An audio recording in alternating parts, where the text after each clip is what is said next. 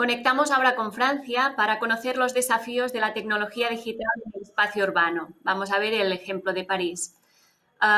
Nos hablará el señor Christophe Aguiton, matemático y licenciado en Historia y profesor de las universidades de la Sorbonne y la Marne-la-Vallée. Monsieur Aguiton. Sí, estoy aquí. Hola, ¿qué tal? Bonsoir. Muy bien y un gran placer de estar con ustedes y buenos días a todas y a todos. Voy a hablarle de París, una de las mayores aglomeraciones de Europa, pero no porque París sea un ejemplo, sino todo lo contrario. París no está en la vanguardia en su política digital, pero aunque se mantiene en el centro del pelotón, podemos ver desarrollos que son de interés para todas las políticas urbanas que se enfrentan a la digitalización del mundo. París se enfrenta a tres rápidas transformaciones que están afectando a las políticas urbanas. La primera transformación, que no es solamente en las políticas urbanas, pero más en los sectores, en todos los sectores económicos, es la importancia que tienen hoy los servicios en relación con la posesión material y la industria. Concretamente, hoy es más importante de estar capaz de pasar del punto A al punto B, cual que sea el vehículo o la manera de ir, que de poseer un coche que ha sido en el pasado un marcador del estatuto social. El segundo desafío, la segunda transformación que destabilizó los proyectos de la municipalidad parisana fue el crecimiento de las actividades por encima de las instalaciones materiales. En inglés dicen over the top, encima de las instalaciones, posibilitado por la tecnología digital. Concretamente, París había desarrollado hace 20 años servicios de autoservicios de bicicletas y de automóviles. Lo más conocido es Veli para las bicicletas, pero teníamos lo mismo para los coches, que se llamaba coches eléctricas, que se llamaba Autolib. Y todas estas flotas de bicicletas y automóvil estaban basadas en costosas infraestructuras físicas.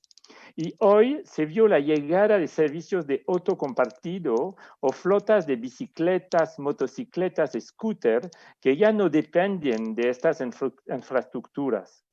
Flotas que producen molestias en el espacio público, como se ven en estas imágenes. La última transformación, que es ligada a los dos anteriores, es la llegada de plataformas digitales que están transformando el uso de las ciudades. Uber es más conocido, pero también Airbnb, Deliveroo, etc. Y la pandemia de COVID ha debilitado obviamente estas plataformas, pero podemos estar seguros de que seguirán desarrollándose en los próximos años. Estas transformaciones están intrínsecamente ligadas a los nuevos usos de las ciudades, que se ven acelerados por acontecimiento impredecible. París no es Ámsterdam, no es Copenhague, y el uso de la bicicleta está aumentando, pero muy lentamente.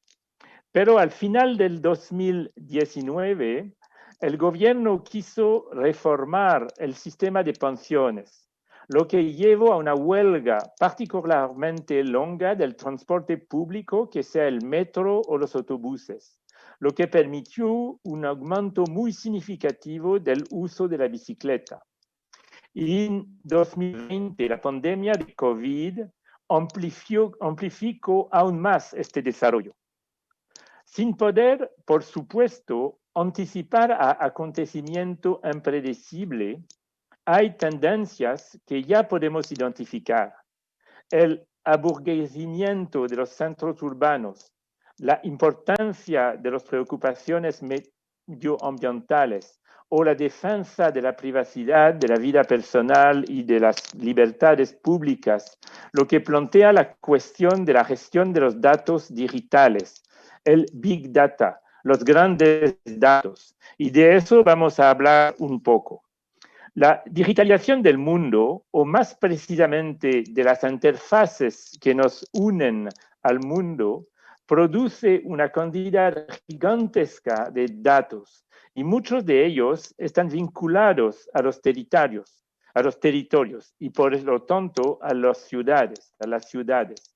El transporte público, nuestras compras con tarjetas de créditos o a domicilio, como le hicimos en periodo de COVID, nuestras búsquedas en la web, nuestro uso de las redes sociales, que están geolocalizadas en la mayoría de los casos, los múltiples sensores y cámaras colocados en las ciudades y finalmente nuestros teléfonos inteligentes, los smartphones, generan cantidades fenomenales de datos. Estos datos generan imaginarios contradictorios. Para algunos, la ciudad inteligente, la Smart City o ciudad de datos, es llena de promesa y los principales actores digitales, desde IBM hasta Google, le están promoviendo. IBM desde su programa en Río de Janeiro, Google con su filial Sidewalk Labs en Toronto, en Canadá. La crisis del COVID podría reforzar esta visión, como lo demuestra un estudio publicado en la revista Nature del 10 de noviembre de este año, analizando los movimientos de 98 millones de americanos en 10 de las ciudades más grandes del país.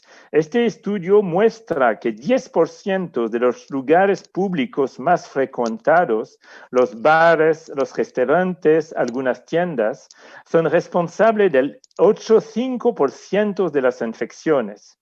Por esta razón, en varios países como Francia, pero también ustedes en España, tratan de limitar el uso de estos lugares públicos porque son los generadores de infecciones. Pero por otro lado, hay obviamente riesgo para la privacidad y para las libertades civiles y, por ejemplo, el proyecto de Google en Toronto fue finalmente abandonado bajo las presiones de las asociaciones de la sociedad civil.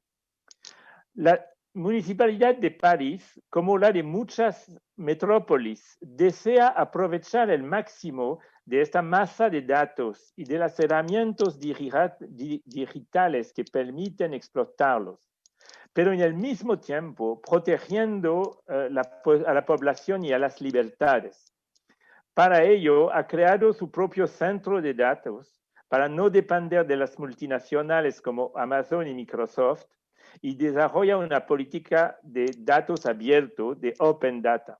Pero es un desafío permanente y la Municipalidad de París va a ir siguiendo entre estas dos contradicciones o estos diferentes desafíos. Muchas gracias por su atención. Muchas gracias a usted. Si nos lo permite, hay algunas preguntas. Por ejemplo, los ciudadanos pierden la libertad con la digitalización de los ciudadanos mismos, ¿no? ¿Quién es el dueño de los datos? Hay diferentes dueños. Obviamente los que tienen la mayoría de los datos son instrumentos del Estado. Si se ve a Estados Unidos, la NSA, la National Security Agency, tiene datos sobre todo el mundo y todos los países del mundo. Pero también las empresas privadas. Google tiene un máximo de datos que viene de los usos del web, de los usos de Gmail, de Google Maps y de todas estas herramientas. Y todo el desafío es de hacer estos datos no solamente protegidos por estas grandes empresas, pero también a veces, cuando es posible, sin atacar la privacidad de la gente, utilizar datos abiertos que pueden estar útiles para el bien común, para el bien público. Perfecto. Monsieur Guiton, nous avons adoré l'avoir avec nous. Merci beaucoup. Muchísimas gracias por participar. Gracias a ustedes por invitarme y buen fin de conferencia.